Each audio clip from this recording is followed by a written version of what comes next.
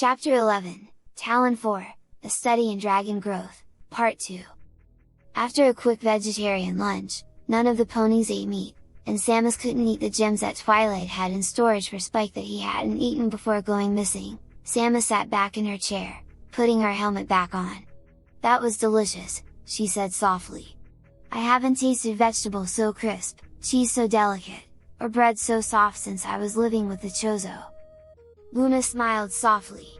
"Based on what I've been able to determine, the Chozo were an agrarian society, much as we are, whereas most of the Federation is industrialized, like the Minotaurs. I imagine one of the greatest problems the Federation encounters is environmental pollutants contaminating produce and other food sources? Not to mention causing sickness," Samus agreed. "But this entire planet scans as being free of any pollutants. How do the Minotaurs manage that?" Celestia chuckled. "They don't," she replied simply. "Minotaurs provide most of the industrialized products the world uses. The Griffins have the best foundries, where raw materials are broken down into the ores and alloys needed for the Minotaurs' manufacturing. The various canine races do most of the mining, providing both gems and ores for the other races." She levitated her teacup and took a sip. "Many believe the reason Equestria has such a significant role in political realms is my control of the sun, and my sister's control of the moon. They are mistaken. It is the Earth ponies, Pegasi, and unicorns who provide the true political power. Twilight, perhaps you can explain?" Twilight nodded. "Earth pony magic is bonded to the land itself. While not all Earth ponies are farmers or work the land, Earth pony farm goods are orders of magnitude more fruitful, flavorful, and resistant to natural disasters and produce from any other farm. Pegasi are able to control the weather inside Equestria's borders, but outside they use their abilities to leach pollutants out of the air and water, while Earth ponies do the same for the land. And unicorn magic possesses spells that can convert the pollutants back into viable resources." Samus blinked. "So, ponies have political power from recycling?" "Once, shortly after the tribes united," Luna explained, "the other races attempted to make war on the fledgling Equestria. Those unicorns not focused on controlling the sun and moon worked with the other races to create a boundary that separated Equestria from the rest of the planet, ecologically. Within a month, the dragons, who had stayed out of the conflict, were the only race not suffering from plague, famine, or excessive pollution." She sipped her tea. "There hasn't been a single war between nations since." "It's not something talked about much," Celestia explained as many of the faces around the table were slack-jawed. "The strategy was Clover's, and its smart cookie's suggestion. Ponies did not beat the other races over the head with what it meant. As soon as peace overtures arrived from all involved, the barrier came down, and ponies returned to cleaning the planet as if nothing had ever happened. Before the week was out, the status quo had been restored. Many races are unhappy with how much political power this gives ponies, but they know we're necessary. Dragon physiology makes pollutants a non-concern, however," Luna pointed out. "They can adapt to just about any environment, and thrive in ones that are lethal to most other races.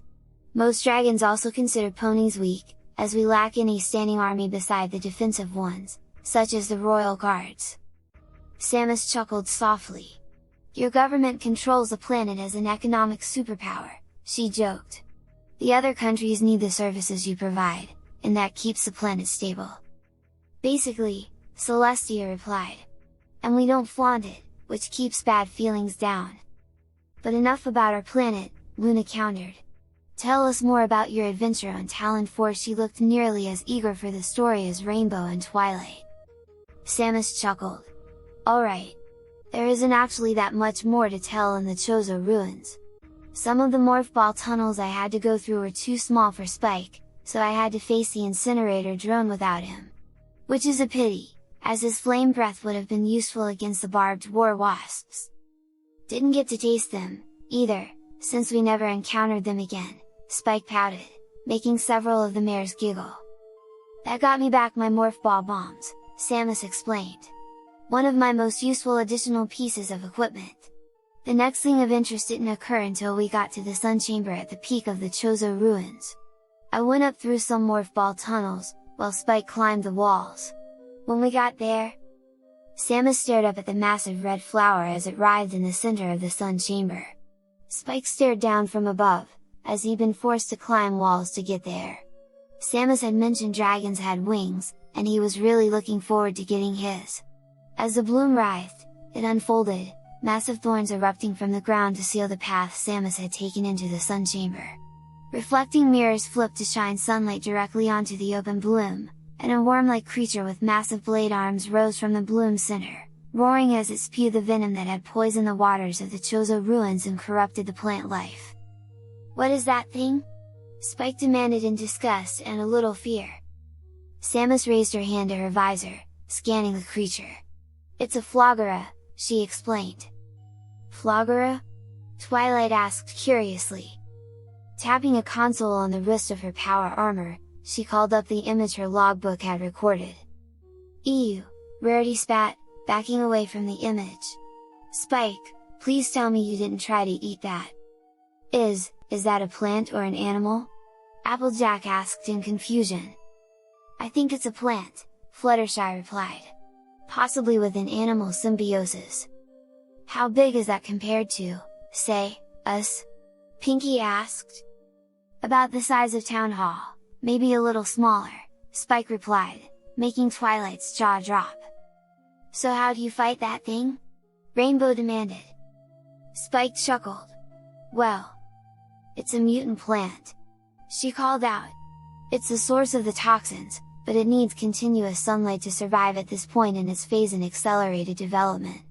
If we can knock the mirrors out of alignment so it isn't getting direct sunlight, I can attack its nerve center with my bombs. But first we need to stun it, and..." Spike promptly spat a fireball at the Flogera, igniting its super body and causing it to flail about. He then raced along the stone upper rim of the sun chamber, using his tail to knock the mirror out of alignment. The Flogera's worm body fell over without the sunlight, and the spiked vines protecting the base withdrew from the tunnels under the plant. Samus quickly delivered a morph ball bomb to its nervous system at the end of one of the tunnels. The worm withdrew to heal, only to come out stronger than before as more mirrors angled to give it direct sunlight. Spike and Samus repeated this strategy 4 times, Spike setting the beast on fire and knocking the mirrors out of alignment, and Samus setting a bomb at its base. With the last explosion, the worm body dissolved and collapsed into the flower. It slowly died as it burned down, its toxins fading as new plant life burst free of its influence. With the plant dead, clean water burst forth, overwhelming the toxins as it flowed to fill the whole ruins. It would take some time for the environment to recover, but they had taken the first step. At the opposite exit from where Samus had come in, a new upgrade awaited her. Acquiring it, her Varia suit was restored in a rather flashy light show. "Are suit upgrades always like that?" Spike asked as he uncovered his eyes. "In my experience," Samus admitted. As she started to make her way to the door, Spike stopped her. "Mom, something's here." "What?" Samus asked, turning. It feels like the spirit in the artifact," he said. "But, I feel madness." "Wait, what?" Twilight demanded. "Dragons do have heightened magical sensitivity as compared to other species," Luna pointed out. While unexpected, it's conceivable Spike could sense the presence of spirits. "That's what it was," Samus agreed. "And not just spirits. He could also sense the Chozo artifacts. That proved especially helpful for me before I got a hold of a visor upgrade that let me detect the Chozo ghosts that had been driven mad by Phazon. He was able to tell me where to aim. And against 3 Chozo ghosts that were attacking all at once, knowing where to aim before they phased back in was a huge tactical advantage, especially as I only had my charge beam to damage them. My normal missiles were useless." "Was it the battle that drew them?"